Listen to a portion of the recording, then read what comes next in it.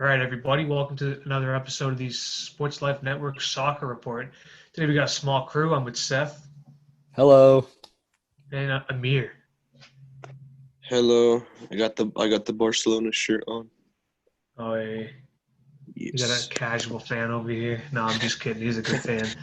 All right, starting the show off, we're going to talk about the Bundesliga because it's pretty much all but over. We have Bayern winning their last game and Dortmund barely winning or barely getting something out of their last game. So, I think all Bayern need right now is a win to clinch, and I need Dortmund to drop points if I'm not mistaken.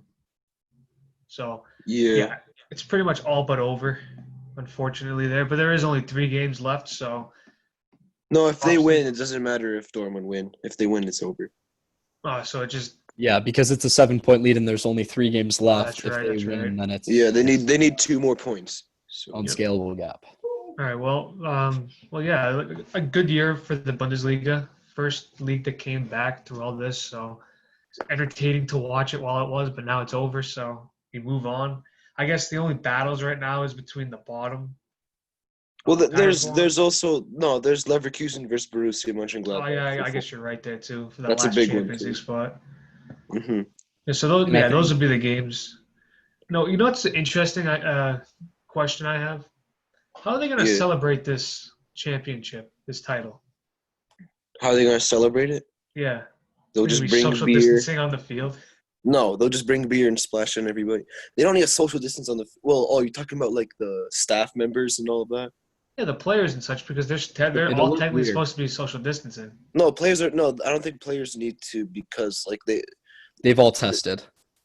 yeah, they're all That's tested also and like true. Yeah. why would they need a social distance if they're playing like a sport, a physical sport? There's That's so what I'm- many regulations now that make no sense to me. So Yeah. No, they're fine. But I think I just one don't know about thing like staff members celebrating. I don't know if they can do that. yeah, I think one thing to point out about this season though is that like it was entertaining, but there's an astounding amount of teams who played very poorly this year. Like Yeah, you saying this just poor right now, quarantine? just right now from 10th to 18th, there's that's 9 teams who have less than 40 points right now. 9 teams, which in most leagues 40 points is the safety, but Relegation. I mean, it because is it's a an bit 18 different team because league, 18 teams. you would expect it to be a little bit lower amount of points to be safe, but the bottom 3 teams all have less than 30 points. Then Yeah, Mainz only has 31. So it's been a pretty poor performance season. And then you look at Bayern at the top, who are usually so dominant, finish with somewhere around 80 to 90 points. Usually they always are getting close to their own record of points. This year, they hmm only have 73 points. Even if they win their last 3 games, they're still only going to end in the low 80s on points.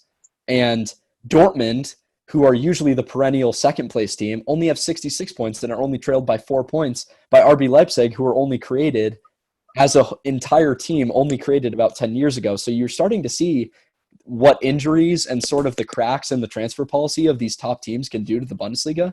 Like teams that we would traditionally associate with being in the Champions League race are now nowhere near it. Schalke only 39 points. They're Oh my absolutely God. nowhere near the Champions League spot.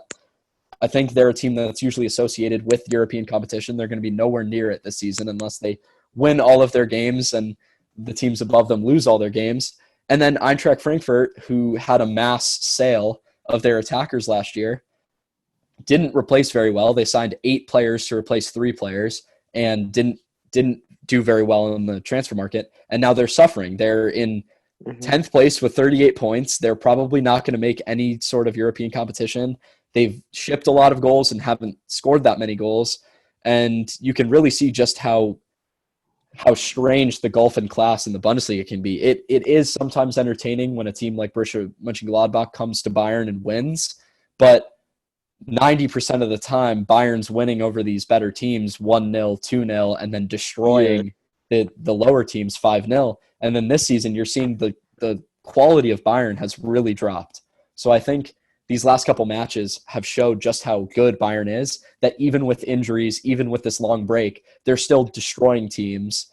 They're still dismantling some of the best defenses in the Bundesliga. And Dortmund are doing that too, but Dortmund are also struggling with their own squad depth. So it just shows you that perhaps it's a turning point in the Bundesliga this season, and maybe some of these lower teams will wake up to the fact that they have a chance of getting higher up in the table if they're smarter in the transfer window, especially with clubs probably looking to raise funds this summer and looking to offload players from lower leagues. So Bundesliga teams might be able to take advantage of that. Mm-hmm. Too early to predict. A too early to predict question here. Do we see Bayern looking good next year, or about the same next year, or good, or do we see them taking a step back? I think it'll be they'll still be favorites to win the title. It's gonna be. I think they'll still be favorites, but they were very unlucky with injury this year. They lost Sula very early. They lost Luca Hernandez about a third of the way through the season. Luckily, they got great numbers out of Muller, but they lost Ribery and Robin last year, who, despite being injured often, were still great contributors off the bench. Coman had a couple injuries. Also, they had trouble getting their 3 first-choice midfielders fit at the same time, so they were playing Javi Martinez with Thiago and Kimmich, and then Goretzka came back, and they were playing the 3 of them together. But I couldn't see them doing this bad again, but I could also see the teams lower than them on the table right now playing much better than they did this year, next year. So I think it's really going to come down to this transfer window. Obviously, Bayern are looking at Leroy Sané, which would be a huge coup for them. I mean, they've been looking at Leroy Sané for like 2 transfer windows now. But Sané was injured until the end of this past season, so I think that's why they didn't pull the trigger there. But I mean, if they can get Sané, that's a huge upgrade to their left side. They have Davies, who's been playing excellently. Alaba's been employed as a center back. That's worked very well. I think their squad looks so strong, and if they can get their starting 11 fit all at the same time, Benjamin Pavard had scored an own goal last weekend, but is still a very excellent right back. Beautiful finish. He can play center back too, right? Exactly. He can play center back and right back. I think they just have a very versatile squad that's been put together very well. They're signing Alexander Nubel at the end of Schalke's season. Nubel will transfer from Schalke to Bayern, which will give them a younger backup than Sven Ulreich. I think that's a great signing. They still have Jan Fiat Arp to play striker, who they signed, and they have Mikel Cuisance to play behind the striker as well when Muller gets older. So they have a great squad. They have a few young players like Sarpreet Singh or what's that Dutch guy? Joshua Zirkzee, who scored against good young player. Yeah, he scored like 3 goals this season for very young players. So they have I think they'll be even better next season, but I also think the other teams, to put it shortly, I think the other teams will play better than they did this year. I don't think the other teams in the Bundesliga will be this 2 seasons in a row. I think they'll learn from their mistakes in the transfer window. Okay. But so Timo Werner is most likely going to go to Chelsea. That's one thing. That's like a very close deal. Yeah, that's pretty much all but official. Yeah, and one interesting thing about that, which we'll probably talk about later if we talk about Champions League, is like if they sign him because the transfer window is like in June, he might not be able to play in the Champions League for RB Leipzig, which would be like a huge loss for them because they're in the quarterfinals. But anyways, like I don't think they'll hold on to them by next season. Kai Havertz. There was a story from Bild saying that Werner was going to withdraw from the Champions League squad, the Leipzig Champions League squad, so that he can move to Chelsea. He won't be able to play for Leipzig's going to love him when he does that. Guaranteed. Yeah, the Leipzig fans already had problems with him when he renegotiated his contract in 2017. So the relationship won't get any better. Yeah. But Kai Havertz is like not going to stay. I just can't see that happening either. I don't see him staying. And like Dortmund might lose a couple players, but Dortmund could actually strengthen their squad. Like they could push for a challenge. It's possible, but like it's not. I don't think they're that convincing. And about earlier when you said like how the teams are doing like bad this season, how they have like 2 low points.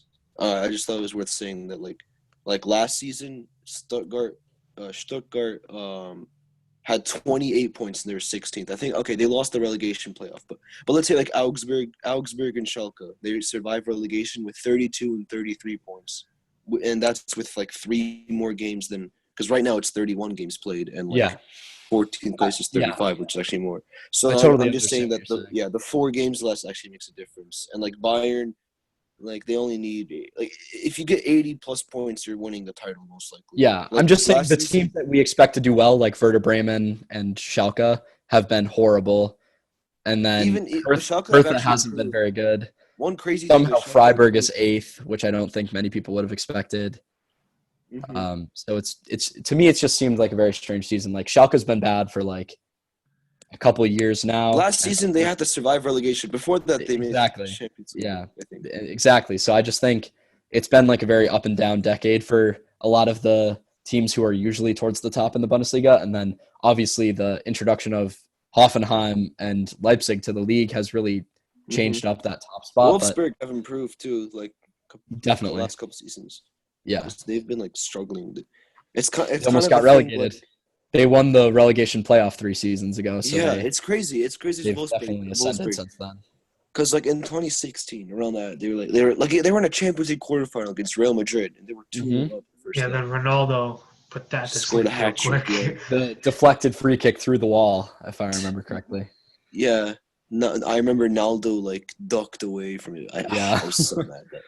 But like the point is, they were a Champions League club back then. They were like Mhm. finishing top 4, and then after that, like they went to relegation. It's weird. Like you saw, it's happened in France with Lille. They were like Mhm. top 4, and then like the next And season now they just Lille went are down. back to the top 4. Yeah, they went down like 16th, 17th, and then they went back up. Now they're back in the top 4 exactly. But yeah, Wolfsburg, they've done. Let me just double check. I'm pretty sure they've done pretty good. No, they haven't done that good during quarantine, but I mean post quarantine. But this season they've improved from the last season, and like they're gonna make it in Europe, and it'll be interesting to see where they go. But Yeah, okay, that's so all. Is that all we got on Bundesliga? Because I do Yeah, I have think yeah, so. something on. there's not much else to say Yeah, I anymore. do. So I was just looking at the second division, the Bundesliga or two Bundesliga. I don't know what yeah, two it is in German, but I was just looking at it, right? uh So huh. first place there seems like it's set with Arminia Bielefeld. Like they're automatic. I think they look like they've already uh, solidified their spot. And then it's the second spot that's actually kind of interesting. You have Hamburger, Stuttgart, and Uh-huh. Heidenheim going at for that. Heidenheim haven't been in the top flight in a very long time, so that would be a major move for them if they were able to figure that out. How does it work? Second division? Is it like the championship, like top two Yeah, and so top playoffs? two automatically get it, and then the third place has to play the relegation playoff. And 16th Oh place yeah, I team forgot the relegation in playoff. the I forgot Bundesliga. about that. Okay. Mhm. so yeah, Is it that's just close? interesting there. Is it close like the top 5 or top 6, or is it like the top No, 3? it's really the top. So first place and then 2 through 4 have a chance for the Yeah, rest of it. Arminia Okay. Bielefeld have been excellent. They have a really great striker. His name isn't popping to mind right now, but he's just like a target man, just like a very Andy Carroll type player, except Andy German. Carroll, And Fabian they've been on the Klos, rise Fabian Klos. astronomically because they were in the third Bundesliga pretty recently. Oh wow. But they used to be a steady Bundesliga team in the 90s, 80s, and 2000s. So they're starting to make their way back, which is good Hmm. for them. You're referring to Fabian Klos? I That's the th- I striker. th- no, I think it's Andreas Vogelslammer. Vogelslammer. Vogelslammer. Vogelslammer.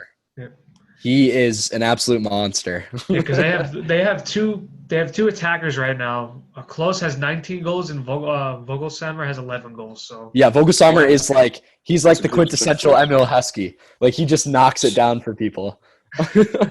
He probably has a lot of assists. How many assists does he have this season, Rob? let me Does it see. show? Sorry, hold up. Probably has like at least 5. He But has he, 5 assists. Five he has assists. 5. But like even then, he definitely has like contributions to goals where Yeah, he's not definitely. But getting the that assists. team has really figured out the formula for the Bundesliga too, which is get two good Cole. strikers. Köln did it last season. They had Cordoba and they also brought back Anthony Taroda. Modeste. But they had Simon Taroda, and Simon Taroda and Cordoba were excellent together. And then this season, they've put together a pretty good season using Cordoba and Modeste as a two up front. So they definitely figured out the formula, and I think Arminia Hmm. Bielefeld have Yeah, followed in their many footsteps. teams have that. Like with Mönchengladbach, they have Thuram and Playa, which is a very good strike force. And like that's the only one I have off the top of my head. But also one thing I wanted to say was that There's actually one very big game to look out for. Is the Werder Bremen versus Mainz, because there's only 3 games left, and that's like an absolute 6-pointer. Because if Yeah. Werder Bremen win it, I don't know if it's head-to-head or goal difference for tiebreaker in the Bundesliga, but either way, like they'd claw themselves out of the relegation zone. But if they lose that, they're just done. And also right now, that would be such a great send-off for Claudio Pizarro if Werder Bremen can avoid relegation in his last season. I don't actually know if he's still actually He hasn't been playing, but they want him to go out on a bang. Hopefully, he has somewhat of a high note. He's played like 15 games as a sub, which is incredible for someone who's like 38 years old. So no, older. I think he's like 40 something. Wait, he's 41. 41. There you go. It's like Luca Toni helping Hellas Verona stay up in his last season. Yeah, didn't he score like 20? I think he scored like 20. I think he was tied second. It was 22 with like Mauro Icardi. He tied and he got the top scorer, like a 40-year-old. But yeah, I think that's it for Bundesliga. That seems to cover it all. He doesn't have any goals, it's good. It's good because they're finishing up and they're going to be allowing us to watch more games from other countries, including Italy. So Italy came back with the Coppa Italia, which I think was a very smart idea. Mm-hmm. And the 2 games were Juventus versus Milan, where they just finished in a 0-0 draw, and then we had Napoli versus Inter, ending in a 0-0 draw. Therefore, we have Napoli versus Juventus in the final, which is tomorrow at 3:00, where you can watch it on ESPN Plus. No sponsorship, but one day. But the Juventus game, there's really nothing to talk about besides Ronaldo. There was that 10 seconds. That was it. That's it. Yeah, Ronaldo missing a penalty, which I feel like he does it on purpose because he always does it like specifically like once every 10 penalties. It's crazy. I've noticed that. I've really noticed that. It's like consistent 1 every 10. No, I don't know about that. It feels like it's 1 every 10. Like I think he does it on purpose so like you remember that he's still human. So when he actually scores another goal, like it's like, oh my god, it's Ronaldo. But he missed the penalty, and literally like 10 seconds later, Ante Rebic karate kicks to get a red card. Yeah, and there's no debating that's not a red card. That is 100% it was a red card. It was a red card, 100%. And Milan, they defended very, very. They did very good for 10 men against Juventus. They did pretty good. Like they didn't concede that many chances. They conceded like only a couple. Donnarumma saved them, and like if they had 11 players, I feel like they could have snatched a goal. Yeah, honestly. Yeah, that was honestly unlucky. Yeah, it looked like the rust was really showing in the Juventus team. Yeah, they were poor attacking Milan, but they were very, very good defensively. Like they just shut out the Juventus team, and Juventus were just like I don't know what they were doing. They were not very good they were pretty bad. I noticed towards the end of the game is when they started like really playing like the Juventus we've come to know. It was weird. Yeah, but they didn't have like many like huge clear-cut chances. No, not at all. Except for the penalty, and that's pretty much it. Yeah, and like Matuidi had like a chance, but he shot it straight at Donnarumma. That was like one big one. But I feel like the tie was decided. It was a huge goal from the last leg where Ronaldo scored a last-minute penalty from like it was a very unlucky handball from a Milan player. He had his arm by his side, and the ball just like I remember Ronaldo went for like an acrobatic cross, and it just hit his hand, and like it was kind of in It was kind of in a bad position, but it was just so unlucky, and that makes a huge difference because. Obviously, like if it was 1-0, they would have went through if it was just 0-0. But if they get an away goal, then Juventus would have to score 3 goals, which is very hard, especially if Milan would just park the bus. Yeah. So yeah, I just feel like that goal from the last leg was just so huge, and like Milan definitely felt gutted after that. Yeah, and the other game was actually more interesting. Christian Eriksen finally shows up to score a goal early in the game, 2 minutes in, and then I don't know. The Napoli did a really good job of coming back and just making sure they get that one goal that gets them through to the final. Just very simple stuff. Ospina, yeah, he screwed up for the first goal. Obviously, he got megged from a corner, so it was an Olympic goal or whatever they call it. Olympico. Olympico. Okay, whatever. Yeah, he scored that. He got magged from a corner, which is insane. But then he had a play where he made an amazing save on Kandreva, who should have done more with the opportunity. And then, like, directly after that, he won the ball from a corner kick and played a spectacular pass to Insigne. He went through on goal and then squared it off to Mertens, who scored and with that goal became the top scorer all time for Napoli, which is pretty crazy. But And yeah, then after Ospina. that goal, he made a save on Eriksson, which then Mm-hmm. sort of sealed the game for Napoli. Yeah, another crucial save. But I also forgot to say he got a yellow card too, which rules him out of the final, Yes, so it's which going to be makes it Alex like Brett who such will a win the mixed spot. night for him. Like he made a mistake, had some heroic moments, and then he missed the final. So Meret will have to play the final for Napoli, I guess. Paul Scholes-esque in the 1999 Champions League semifinal, Mm-hmm. getting a yellow card, missing the final. Roy Keane also missed the final due to Oh suspension. wow! So it'll be like that. Two players who won the game for United in 99, and similarly, Ospina pretty much single-handedly won the game for Napoli. Yeah, definitely. Despite the fact that he made the mistake on Eriksson's corner goal, it's like when you're keeping your team in it after you made a mistake, that just shows how good his determination is, especially when it appeared as if his career was sort of done after he left Arsenal. Everyone thought he would sort of fade out into insignificance. He's actually been pretty good for Napoli, despite the fact that Napoli's defense has been very bad. He's actually been pretty good, and certainly at his age, he's proving a lot of the haters and doubters wrong from the Premier League who thought he wasn't up to scratch. But he's been pretty good and been keeping Meret out of net, who's a promising Italian goalkeeper. You know, because there's 12 promising Italian goalkeepers a year, but he's just one of them. So many of them. But he is keeping him out, and Meret will have to hold off Dybala and Cristiano Ronaldo in the final. So we'll see how he does with that. But I think Napoli do have a good chance of winning just because Juve are bad. This is a very momentous occasion for Napoli. It's been a while since they've won trophy, any trophy, and I think that they'll probably be very pumped off of beating Inter Milan through fairly dubious circumstances in the previous leg, and then advancing through this leg that just happened after such a long wait between the two games. So I think that they'll be very up on themselves and looking to take down Juventus and secure their first trophy for a long time. But also, Juventus haven't scored many goals this season. They have 10 less goals in the league than second place Lazio. It's really been dependent on their defense. And I think if there's one thing Napoli can do right now, it's score goals. And they have also improved their defense quite a bit recently. So I think they'll be able to get at that Juventus defense, and it really will come down to the big game players in those situations. We always see Dries Mertens score. Napoli have them. Napoli have those big game players. Exactly. We always see Dries Mertens score in big games. And I think Insigne rises to the occasion, but obviously Ronaldo is probably the biggest big game player of all time. So it's going to be tough. 100% the biggest big game player of all time.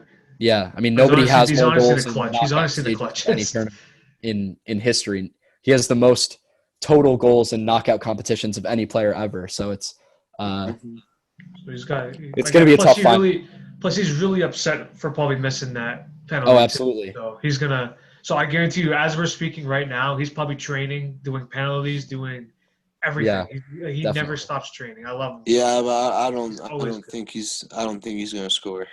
He's gonna score hat trick. Just when we don't think he's gonna score a hat trick. So I can't see him scoring a goal other than like a penalty or like an open net, because like it's not to do with Ronaldo. I feel like it's just that Juventus have been on such bad form right now. I just don't like how they're playing. They have so many issues. Like, what kind of goal can you see Ronaldo scoring? That'll be like a clutch goal, like a big header, a volley, or something. Yeah, he usually is a header. Volley outside of the box volley. Let's see. It's gonna go curl. Into the it's crowd. gonna curl like a crazy thing. No, it'll go into the crowd. Yeah, it's a non-existent crowd. The non-existent. Oh, I forgot. There's no crowd. What the hell? I see Napoli winning. I'm confident too. But the minimum is like it'll be evenly contested for sure. I can definitely see that happening. I could see it going to penalties. Okay, that too. I just don't think Juventus Yeah, will have penalties is a good cut. That's a good to show. win. But That would be fun too. but that's all we got for Italy right now. The league starts up this Saturday, Mm-hmm. so that'll be something fun to watch. Finally, my ESPN Plus subscription is good for something. You know, I've been watching everything. I've Not just been sponsored. overdramatic. Yeah, not sponsored. But yeah, I'm just joking. I've been using that for a lot.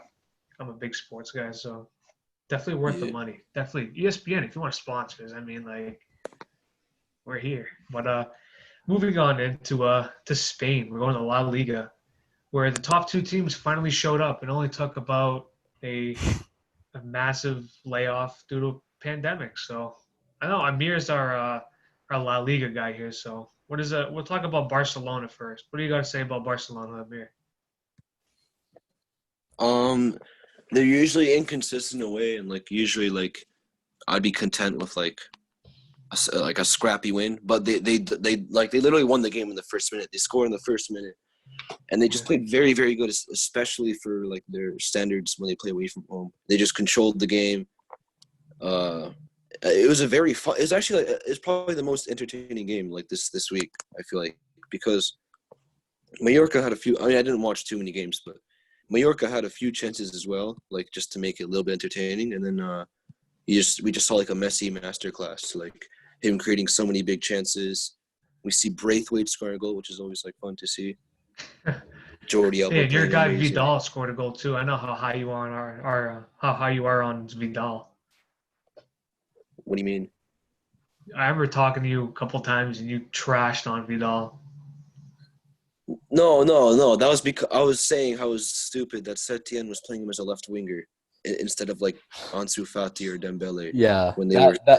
I think Setien is such an interesting coach because he does do strange things like that. But I mean, Arturo Vidal has been revitalized as Barcelona. Yeah, he's very good. He's been very good this season. One of you pointed out, I remember recently, that he only has 2 less goals than Antoine. No, he has one less goal than Antoine Griezmann. With less than half the minutes played. That's insane. And playing as predominantly a box-to-box midfielder, defensive midfielder. So that's pretty impressive. And I think that Barcelona team is only going to get better as the young players get bedded into the team more. Obviously, very optimistic. I mean, it's very this gives me a lot of optimism as well. Yeah, certainly. If they can win after such a long break so convincingly, I know the defense didn't look great, and it was probably some poor finishing from Mallorca that led to them not scoring. But I think that team is only going to get better. They have so many good players out on loan that are going to come back. Carlos Alenia is getting minutes at Real Betis. Emerson's getting minutes at Real Betis. I believe Todibo. Is that his name? Todibo went to Schalke. Todibo is on Schalke and isn't getting great minutes, but is at least getting minutes. And that Barcelona team is certainly aging. So I think the faster they can get these younger players in, including Junior Firpo, Ansu Fati, I think they'll all be able to make an impact next season. Yeah, Todibo can prove a point, because Umtiti, it's painful seeing him always on the bench, but he's had horrible injury problems. Because I think what happened was he could have took a surgery and missed the World Cup, but he decided to play through the World Cup. Yeah. And then after that, he screwed up his knee, and I think Juventus could do a lot worse than taking a chance on Umtiti, because their defense was so good this year. They've conceded so few goals, but also they have such an old backline, and I think Umtiti could really Juventus revitalize his career there, because after this season, you can imagine Bonucci and Chiellini sort of fading off into low minutes. And I think someone like Umtiti playing in a league where it is sort of a defense-forward league where they're going to be sitting back for a lot of the time and have a lot of the ball. I think Umtiti's great with the ball. A lot of the ball. And I don't think he'll have to do as much ground covering in a defensive team like Juventus. So I think he could really do well with a career move to an Italian team, not necessarily Juventus, but a team that's looking for a defender who's going to change their defense and really make an impact in European competition, because I think Umtiti is certainly good enough to do that. But Barcelona, to me, as a team, look a lot more exciting in places that are important than Real Madrid do in the places that are equally as important. Like Real Madrid have a lot of young players, but they have a lot of young players doubling up in positions, which I don't think is helpful. And they don't really have players who are going to directly replace the players who have been seriously performing and aging, like Modric, Bale, etc. So just speaking off of Real Madrid, they also showed up big time. Yeah. Barca score in the first 2 minutes, then Real Madrid will score in the first 4 minutes. So like they're trying to just one up each other at this point. But like the point, like I'm trying to say is like out of nowhere, they're starting to score goals. They're starting to look better. They're starting to look more dominant, like they were a few years ago. So I don't know why it's taking them this long, but Real Madrid did beat Eibar 3-1. Of course, Cruz scored. Sergio Ramos scored again. Hats off to him. I don't think he's a world class defender. Don't even get me started on that. What? Oh, he's not a world class defender. And Marcelo scored. Yeah, all three goals were pretty beautiful from Real Madrid. Two great strikes and then a pretty good team goal. Hazard finally got a goal contribution. It's been a while. He assisted Ramos's goal. Cruz scored a beautiful goal from outside the box, and then Marcelo scored into the bottom corner with his trademark across the goalkeeper left-footed finish. That it seems to come out whenever he wanders into the box. Ramos just so happened to wander into the box for that counterattack team goal. And Cruz is always lethal from deep. So I think it's I think it's going to be a strange end to the season for La Liga. It's going to be probably some more dominance from these top two teams, but I could see the teams below them shifting around a little bit. I mean, Getafe are as high as 5th right now, which is we don't know if Atletico is going to finish in Champions League. Yeah, we don't know if Atletico is going to be up there. Valencia have looked okay, but even the likes of Granada and Villarreal are still in the race for that. So it really comes down to the last games here for a lot of those spots. Sorry to interrupt. I mean, as we're talking, like Villarreal are winning right now in the 60th minute. Barcelona Barcelona about to kick off in 10 minutes. I just realized that. So no, they're kicking off at 4:00, not 3. Oh, 4:00. Okay. Yeah. So even as we're saying this, the table is going. We're gonna get it quick. Yeah, Villarreal changing as we're talking. Villarreal, if they win this game, will ascend 2 spots. They'll leapfrog Granada and Valencia. Granada have already played their game, so they will be as high as 7th and as low as, as high as 7th or as low as 8th after this round of fixtures. I think Villarreal have a really interesting team. Sevilla have a really interesting team, and in my opinion, a fairly disrespected coach who I think has taken a lot of flack in recent years. And Lopetegui. Who's their coach again? Lopetegui's not good. Lopetegui, but I think he's done a good job with Sevilla. He's done a good job with Sevilla, definitely. He's gotten great goal contributions out of players who have been sort of forgotten in the European scene. He took Reguilon with him, who's been fantastic. Yeah, as well. Who's been excellent. Diego Carlos has been excellent. I think a lot of top teams are looking at Diego Carlos right now. Mauricio Campos. Ocampos, great goal contributions. Even gotten pretty good numbers out of a very old Ever Banega. Suso's come in, played a little bit from AC Milan. I thought that was a really strange transfer, but he's been okay. They lost Luke Sarabia. de Jong has been bad, though. Still very good, even after losing Sarabia, who is like literally everything went through him. Yeah.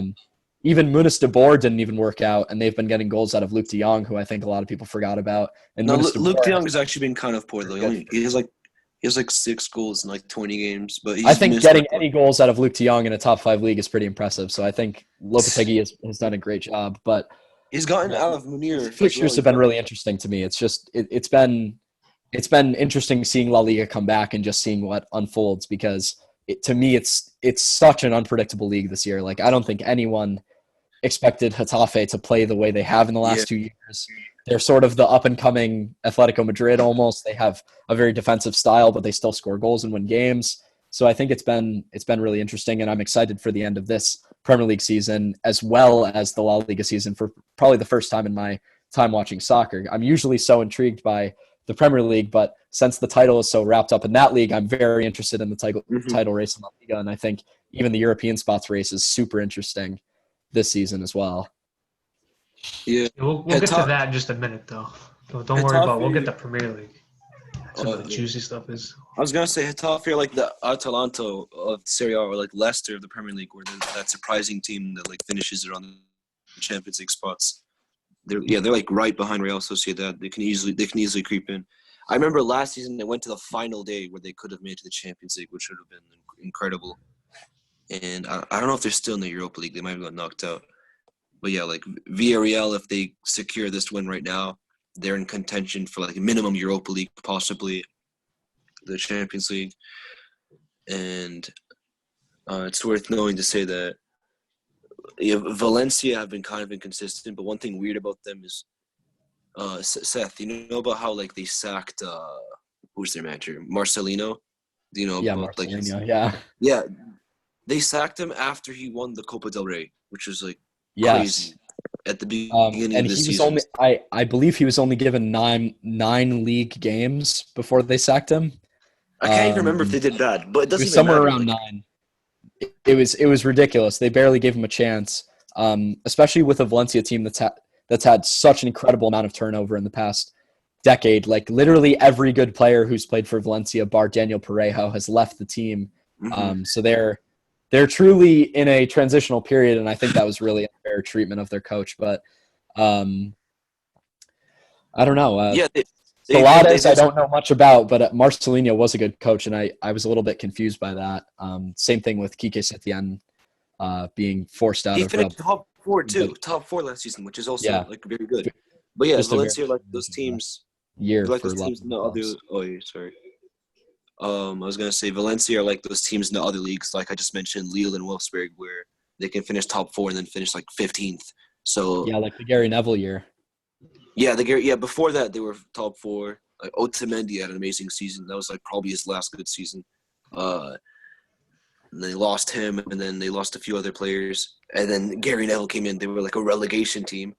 And for a couple years after that, they were still pretty bad. Then Marcelino comes in and just transforms them, turns them back into a top 4 contender. And he gets sacked after like 9 games. It's so stupid. Seems to happen far too often in La Liga. They don't give the coaches a full season to fix the team, and it ends up being a lot of wasted money on the part of the club, paying off contracts and stuff like that to managers. And it doesn't work out either. It just doesn't work out. It never works out, But at all least Valverde is not the coach of Barcelona anymore. I think everyone's excited about that. Yeah. Oh, no. But is that all we got on La Liga?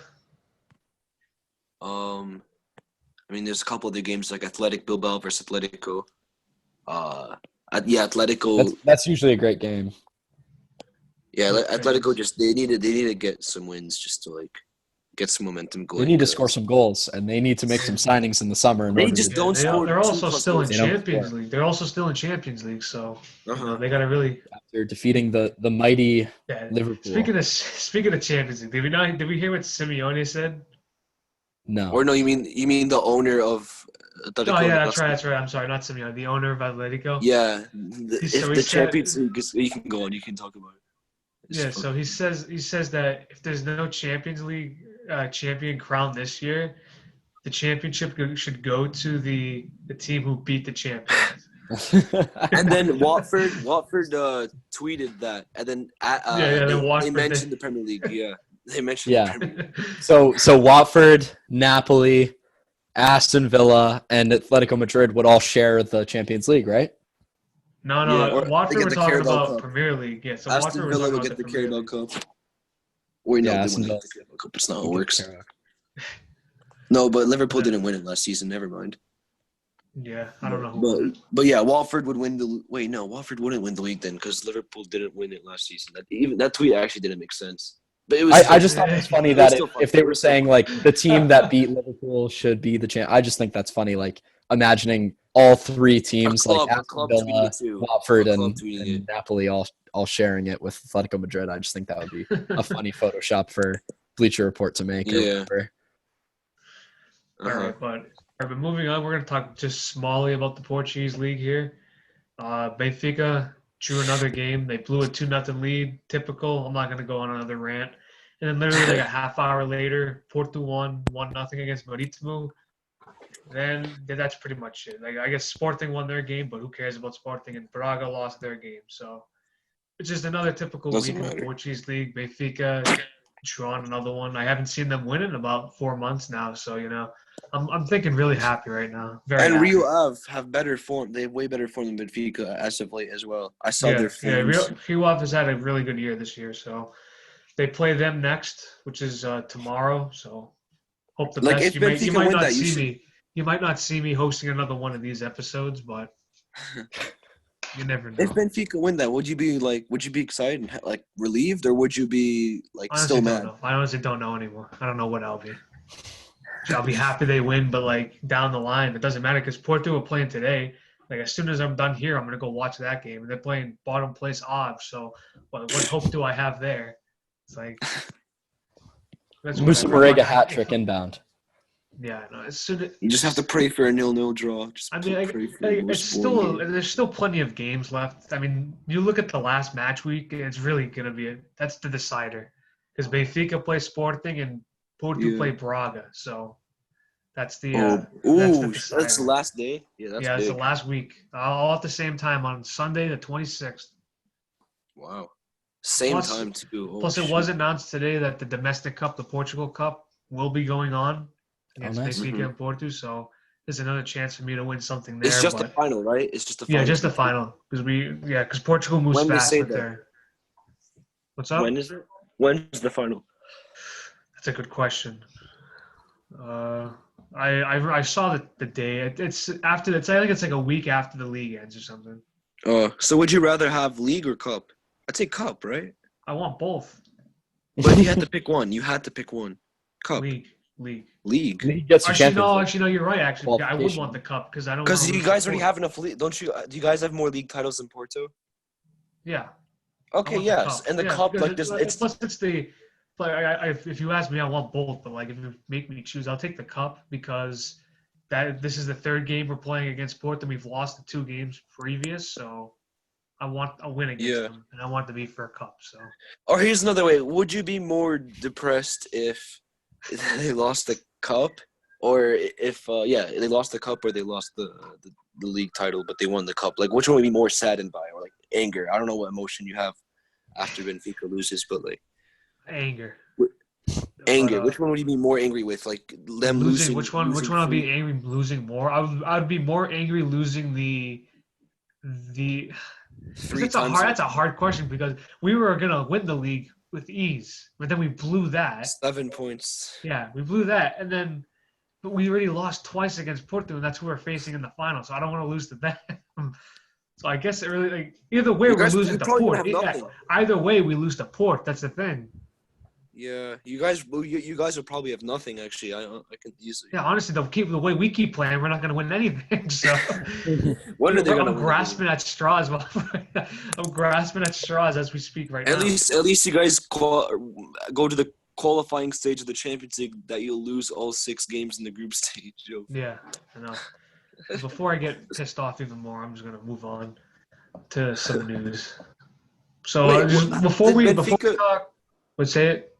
Did Benfica not play the Champions League this season for the group stage? Did they not play? They did. They did. They did. They lost last second against Leipzig, and that kicked them out pretty much. Oh my God, that's what happened. That's right. Oh my God. No. They conceded 2 last-minute goals. Yeah, against Ajax and Leipzig. So yeah, don't remind me. Don't remind me. We're moving on. That's enough. All right, just go before we preview upcoming week in Premier League. We're gonna talk some news. So I think the big news that really came out was Edison Cavani is no longer gonna be playing for PSG. He just didn't. Did his contract run out? Wow. Yeah. Him and Thiago Silva's contracts have run out, and they have both players have mutually decided with the club to not renew contracts. So officially now they're free agents. Yes. So here comes Inter Miami. The league season is technically over in France, so they can negotiate with other teams. Yeah, so here comes Inter Miami and Miami taking over Edison Cavani going to MLS. Speaking about that though, the France thing. So all sport is banned until September. They said. So I was wondering this the other day. So if the Champions League comes back in August, they might have to will they just play like outside of France? I think that might just happen. Because PSG. So that I think segues into the next PSG thing. would be the exception because the tournament started before they went into lockdown, and therefore they need to honor that. They need to honor that commitment to other teams. Like the French FA needs to honor that commitment to teams. Okay, but so did Ligue 1. Ligue 1 also started before lockdown. What do you I know, mean? but Ligue 1 is a It's only France. property. So Yeah. they can determine. Well, obviously so it's like technically a principality or whatever, but it's all within their government. Whereas UEFA resides over the Champions League, so they would have to agree with UEFA. It's not just the French FA making the decision, because the French FA made the decision without the consent of the owners to cancel the league.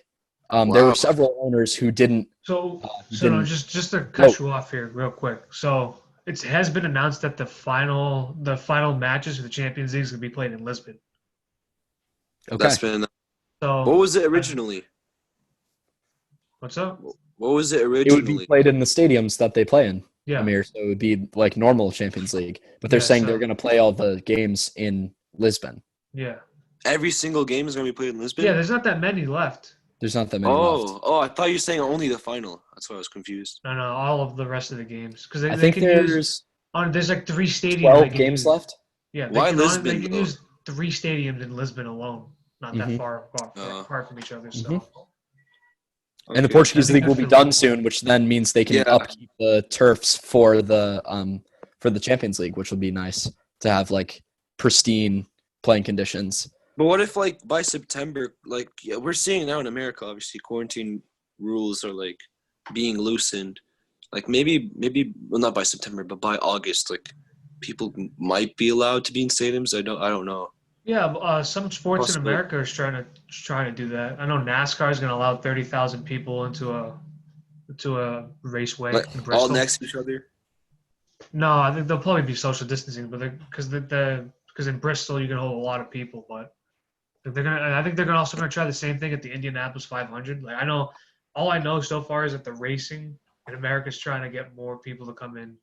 Yeah, and I don't know if you saw anything to do with the MLS tournament that's being hosted at Disney. Yeah, I was about to bring that up next. It's going to be televised on several different networks. Every team is getting a chance to win, and it's going to be played a group stage and then an actual tournament. So I think for American fans of the game, it's going to be a good replacement tournament style for what would have been the Euros this year, to see that sort of high intensity, high stakes situation with teams from here. And then I think the timing of it, the fact that it is being played during the summer, is going to hopefully allow the game in America to be viewed elsewhere. So I think maybe that will bring more fans in to MLS to see what that's. I think this is a fantastic idea. I think that I think it's the best thing they could have done. I think they did everything correct. They should have done this before, MLS games are nothing without the crowd. Traditional league MLS games are nothing without the crowd.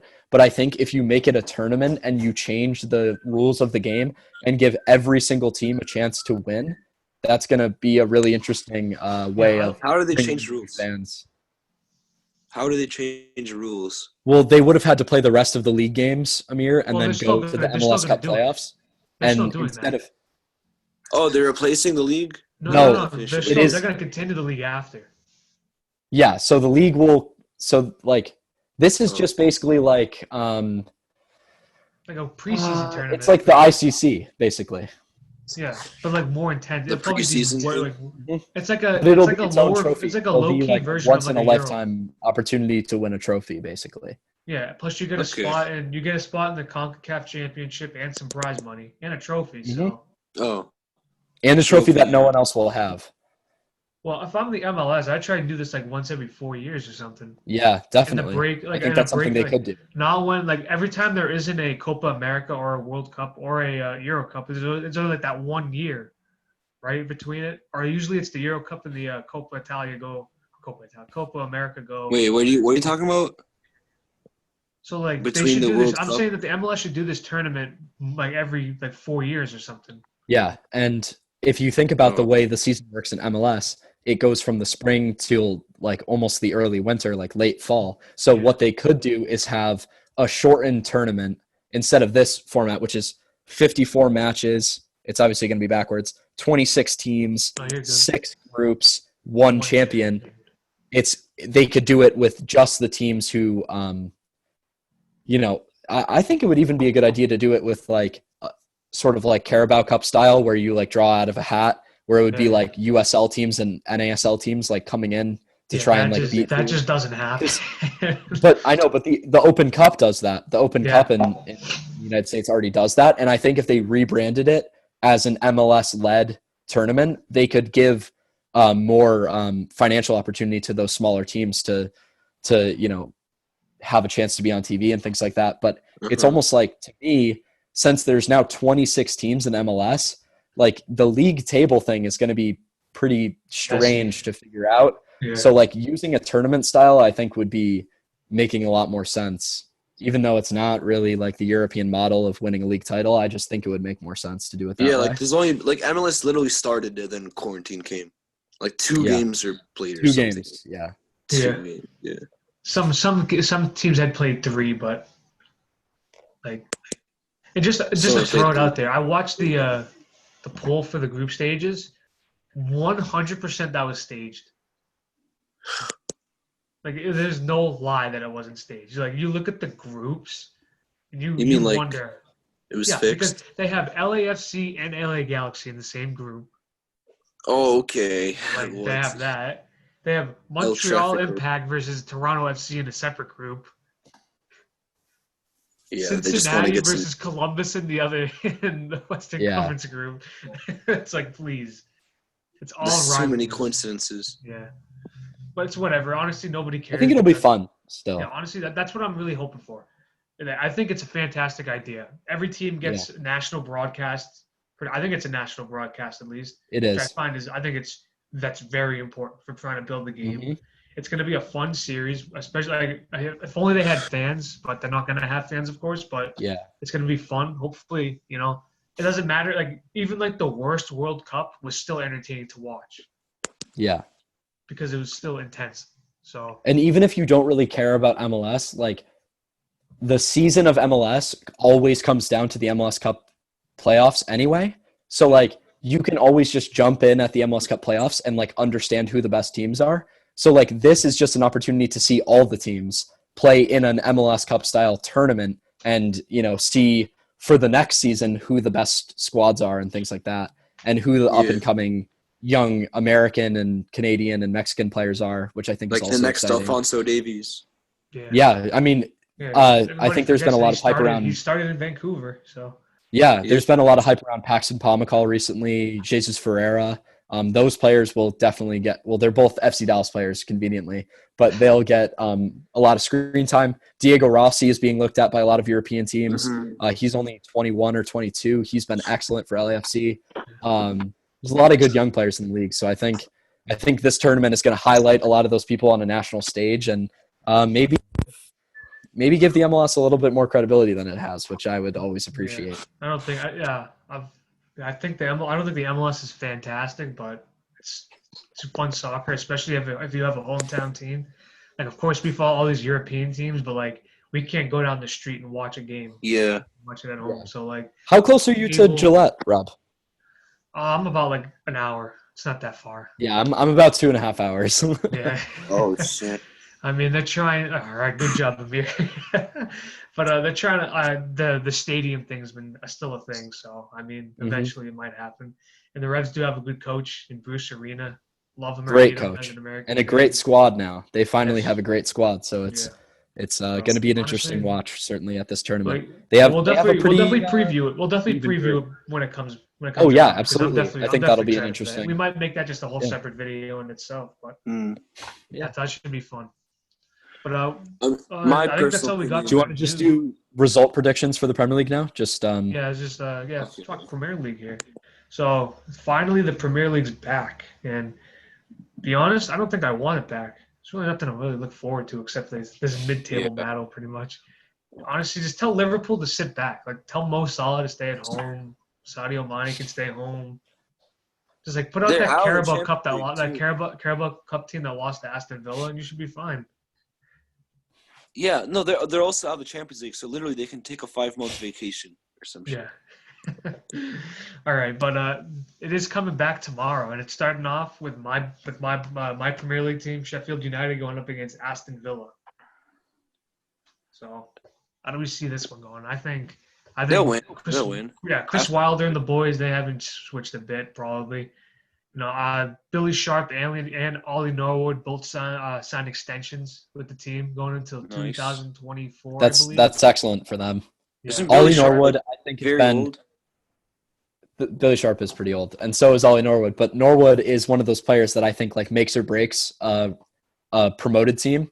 Having that steady playmaker who's like a very tough player. He almost reminds me of like when Gareth Barry was a little bit younger and a little bit more mobile, but like he's just tough. He is great at passing, breaks up the play, is so in tune with that defense. I'm gonna say this game. Sheffield don't score a lot of goals, so I'm gonna say I would say 1-0, or maybe Aston Villa gets a draw 1-1. I think Aston Villa are going to be fighting for their lives here in these last few games. They're They going need to Jack come Grealish. back with new motivation to not get relegated. I think they have a pretty good chance of not getting relegated if they pick up points because they have a fairly easy run in, whereas West Ham have a very, very difficult run in. So I would say I hope Sheffield do well because they're a northern team. They're interesting, and they're a promoted team. I hope they finish high, but they're already very high in the table. So I hope that Aston Villa don't go down because it's been so long since all of the northern teams have been in the league at the same time, and the only one that's really missing right now is Sunderland. So I hope that Aston Villa stay up. So I'm going to say 1-1. That's my guess. 1-1. Grealish will score after all his antics in the maybe break. not a goal, but he'll definitely Grealish will score, and Lise Mousset will score. Lise Mousset. All right, yeah. Amir, what do you got? Just make it quick. Boring. Same top four. Maybe Man United get in fourth. I don't know. It's boring. There's literally nothing. I mean, if West Ham can actually easily get relegated, which is like that's crazy. West Ham get relegated because like they just can't. They're too much money. And what do you got for a score prediction? For first Sheffield? four. We talked about this before. I remember with like Marcus on and everyone. But yeah, same top three. No, score prediction, not table prediction for Aston Villa versus Sheffield. Oh, yeah, well, boring 1-0 win for Sheffield. And I'm gonna say 10-0 Sheffield by heart. No, I'll definitely. Oh wait, there's Man City Arsenal. We didn't talk about that. Yeah, hold up. We're going through every game. Oh, we're going through. Okay, I thought we were like finished. But I'll say 1-0 Sheffield. Typical good game by Sheffield. Hard-earned game. Billy Sharp's gonna score the goal. Calling it. Nice. All right, next we have Man City versus Arsenal, this one's actually a pretty fun one.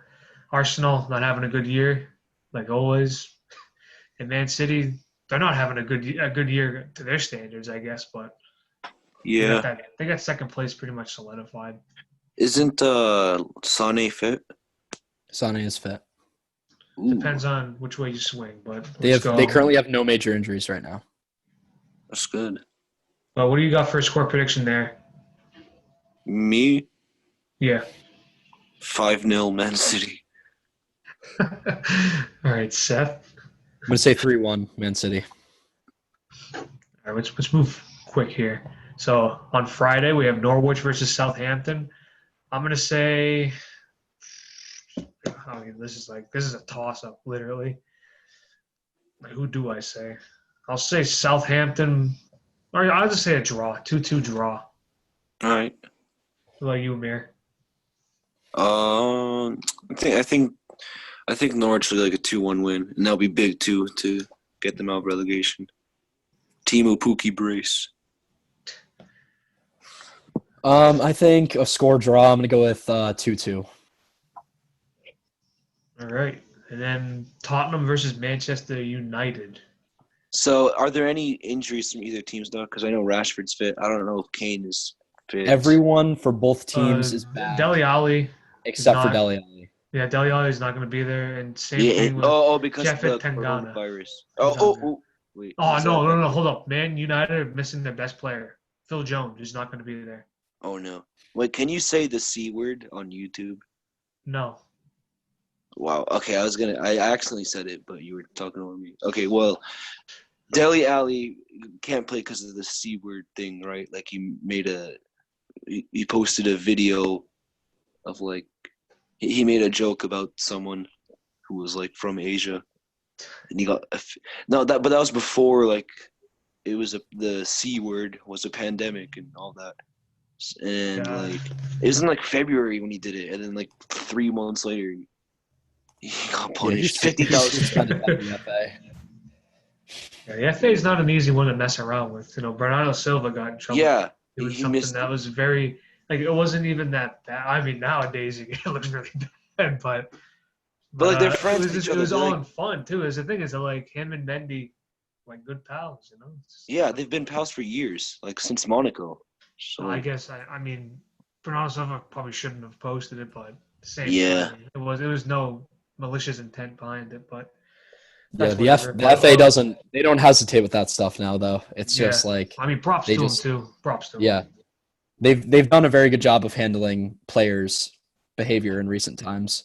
So I think it's a good and Dele precedent. Alli is pretty immature a lot of the times. So. Yeah, he's had some incidents. Same thing with Jack Grealish recently, but I don't know. I think the handling of it has been correct. In terms of score prediction for United versus Tottenham, I think it's going to be a low-scoring game. I would say probably 1-1 or 1-0 to United. I would imagine Bruno's probably going to score a penalty. We've had like 10 penalties this season. I would say probably Bruno's going to score a penalty because that Tottenham defense is slower and older than I've ever seen it. Aurier can't tackle either. Aurier just can't tackle. Aurier can't tackle, and neither can Musa Sissoko.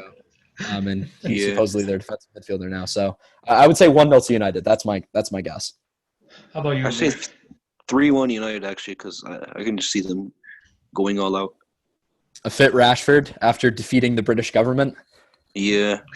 No. I think Tottenham got this. Jose Mourinho is going to lead this team. I don't know how he's going to do it, but he's got Kane. I mean, it's actually not when you look at like the injuries that are coming back.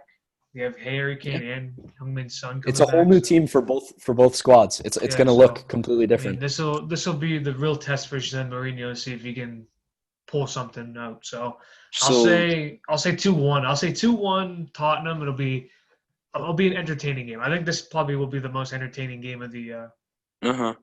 Would you say Gedson Fernandes scores both goals for Tottenham? No, I wouldn't say that. No. Was he good at Benfica? 1 year under Rui Vitoria, and then after that it wasn't that good. So. You didn't care when he left, or no, not really. The Benfica have way too many midfielders to start, but that's a whole different conversation for a different day. Mm-hmm. But on Saturday, Watford are coming in to play Leicester. This one should be an easy one. I think Leicester should be able to win this with ease. I mean, they've been bad lately. Leicester have been really bad. I'm going to say 1-0 Watford. Yeah. I mean, Watford did beat the pretty much the champions right now. So. But Leicester have been very bad. Watford have also been in very good form, so I think Watford will win. Yeah, Leicester have been horrible since Brendan Rodgers signed that new contract. Like they've just been. Their dreams have been resting on the shoulders of a young Harvey Barnes, which is not the person you want to rest your hopes on. But like, I'm pretty sure 6 assists. He's been pretty good, but still, you want to get more goals out of your actual forwards, and they haven't been. I think especially because Vardy got injured. Wait, he Vardy got injured? Yeah, Vardy was injured for a while, and he's still the second top goal or second top goal scorer in the league. He's top. Yeah, him and Obama are pretty close. What do you mean injured? Like during post quarantine, like training sessions? No, he was injured, and then a lot of the goal scoring responsibility had to go to Iheanacho, and he didn't do anything. Well, no, I don't think he was injured. He just had to miss a couple games because of he had a new kid. I think that was what it was. So I'm looking at the injury report for both teams, and Watford have a good amount. They have 1, 2, 3, 4, 5, 6, 7, 8 guys. Any on big the names? What? I mean, Gerard Deulofeu, the best striker. Oh. Okay. Roberto Yeah, he had, like, Pereira, Will Hughes, hip injury. Isaac Oh. Success. Not a really big success there. But yeah, I've been. Then I look over to Leicester. The big one is Ricardo Pereira. He's Yeah, I Ah, heard he's he good. was injured. But Amir, what do you got for a score prediction? I just think yeah, they were in bad form, but after this quarantine they've had like time to assess themselves. I think like they just have way more quality and they'll win like 4-1, 3-0 or something like that. Yeah, I'll say 2-0 for Leicester. And moving on in, we have that's it actually, isn't it? There's a couple Mhm. more, but they're honestly irrelevant. Like it just doesn't matter. Well, yeah, because I over here I say I have Brighton versus Arsenal. It's irrelevant. But yeah, we were just talking about the games that are making up the games in hand, right? I think was it? Oh, Arsenal have 28 games played. Okay, no, actually, if Arsenal win that game, they're in Yeah, contention for I Champions. think they scheduled this very unusually because after the second Arsenal game is West Ham versus Wolves. So it was easy win for Arsenal against Brighton, hopefully. They actually need 2 Um, points off of Man United. Wow, if they win that. I don't know. Brighton need points. Brighton really need points. Yeah. So I'm gonna say 2-2. Brighton always score against the top six. I'm gonna say 2-2. All right, what about you, Mir? 2-1 Arsenal. And No, like I'm just gonna keep it 1-1. um, I'm gonna keep it 1-1 draw. All right, the next is West Ham versus Wolves. I'll give mine. I'll just say West Ham are gonna pull through 1-0. Wolves. I could see that. I'm gonna second that 1-0. I'm gonna say 1-0. They need Wolves. points more than any team in the league. So other than Norwich, so I'd say West Ham will win barely. Right. I'll go with Wolves 2-0. Adama Traore with 2 goal contributions. All right, the next Bournemouth versus Crystal Palace. Bournemouth also need points. Yeah, I know. A lot of teams need points. This one, I'll Crystal say. Palace fine. Are Crystal Palace fine from relegation? They're almost safe. They have like 38 points, I think. 38. Okay, they're good. Yeah, they're in 11th place. Yeah, they're fine. They've been so good this season somehow. They can lose all their games and draw like 2. They'll be fine. So, yeah, But I'm gonna say they're I'll say Crystal Palace 2-0. How about you, Amir? Yeah, Bournemouth need it way, way more. I think it'll be a draw or win for Bournemouth. I guess Bournemouth will get something. This is their probably their biggest like challenge to stay in the Premier League. Like this is the most doubtful one, their most doubtful season. So many injuries to their front line. So Yeah, they've had a really they've tough survived time. since like 2015, the 2015-16 season. So like this might be the year when they finally go down. Yep. Certainly. What about you, Seth? I'm gonna say Bournemouth can't defend, and neither can. Well, Crystal Palace have been pretty good defensively, but they can't score. You think I'm gonna say- Zaha will have a big I think like maybe 1-0 Bournemouth. Will Zaha All right, so- have a good game? All right, so yeah, what'd you say, Amir? I don't. Oh, yeah. Do any of you think Zaha will like perform well? Oh, he always performs well. There's just nothing. There's nothing going on with that Crystal Palace front line. It's just such a mess up there. Benteke. Yeah, I don't know how Crystal Palace have done this well. I think the signing of Tim Cahill has improved their defense a lot, but also their Gary backline changes a Cahill? lot. You mean Gary Cahill? Gary Tim Cahill. Cahill's like 40 something. Yeah, Tim Cahill's been retired. 50 years old. I don't know. Crystal Palace are such a strange one, but I think Bournemouth will win. All right, yeah. So I'm not understanding what they did with the schedule, but so I'm just gonna continue on to the Sunday game, which is the 21st. So it does make sense. So Newcastle, Sheffield. I'm gonna say this is a draw, 1-1. I know Newcastle beat Sheffield earlier this year, the first leg. So I just feel like it's just be another RLBA 1-1 draw. How about you, Amir? Alan St. Maximin hat trick 3-1 win. This is a Newcastle under new ownership, so we'll be pulling something now. But how about Not Yeah, yet, they're right? gonna sign It Mbappe. hasn't been like confirmed yet, right? I don't think yet, but they're gonna sign Mbappe I think they have to and wait till the end of the Coutinho. year. I think they have to wait till the end of the season or something. I Yeah. don't know. It's gonna be nice though. Like they could become a Champions League club. Well, I mean, there's financial fair play. I don't know if that's gonna work out Yeah. because they might not be able to spend that much. Yeah. I don't know how it works. Like we saw Man City They're- get the Champions League. They're run. actually fortunate because they're probably the biggest club outside of Liverpool City and United in the North, and they bring in so much money from ticket sales and shirt sales and things like that. Yeah. So like, they'll actually be able to have quite a bit of revenue coming in, and then obviously the new ownership is going to attract players from within the league to move there to play with the better players that We'll they're get them- expecting to sign. So I think Even some if of they those don't do players that good. that moves in the lower teams are gonna actually want to go to like a Newcastle or like an Everton because there's so much money in those clubs now. Yeah, and also, I could honestly see Coutinho, for example, like going there, like someone who is struggling to find a place at a club where he can like stay, and like Or he James did good. Rodriguez. He's yeah, they'll do good in the Premier League, honestly. Like at least Yeah, Coutinho. I don't know. Gareth Bale has been apparently has been a main target for him. So Yeah, like no, it's not even that far fetched because they're gonna like give the wages. They don't even do that good because like it'll just bring like merchandise sales. It'll make them bigger. Like when yeah, Ronaldo signed with Juventus, their stocks went up so much without him even like touching a ball yet. Like it's a market move, or it's good. It's good financially for the club. Makes them bigger. all right. So moving down farther to because this really makes no sense because some teams are playing 2 times and some it's because they're trying to make up the games, but at the same time it's like very messy. So It's weird. next we have Villa playing their second game back against Chelsea. Oh, we lost Nick. Oh, we lost Nick. So who do you think you got, Amir, for that one? Nick's gone. Yeah. I don't know how the Villa recording's versus going to work now. How about? I mean, let's just sum it all up in general. Like we don't go through each one individually. Let's just like sum everything up in general, like with one statement. Okay, so yeah, for the rest of the games, what can we just say in general? We can say this is a tight relegation. race. There's only two games. And There's only 2 games left, so it's honestly boring, like the mid-table stuff. Whatever. Like, yeah, it just it quickly doesn't- give I just Aston don't Villa care. versus Chelsea. What do you got for score? Chelsea will win. Chelsea will win. I don't. 3-2, I guess. All Fun right, game. so I'll say 2-0 Chelsea there. Seth, you there? Yeah. Can you hear me? Yeah, I got you.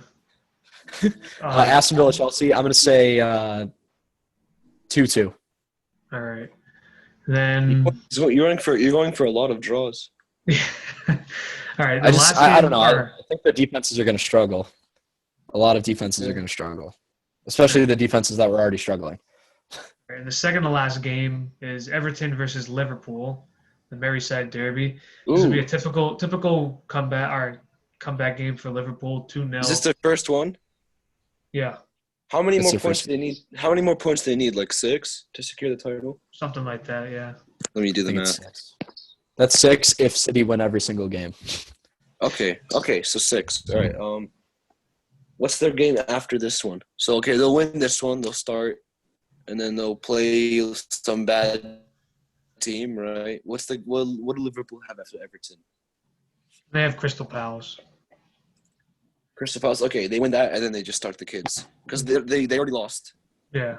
And like, I'll say. yeah, they could go for a point record though. They could Yeah, they could easily but get like 100. they're gonna take it easy because of Champions League. But so for this match, I'll say 2-0.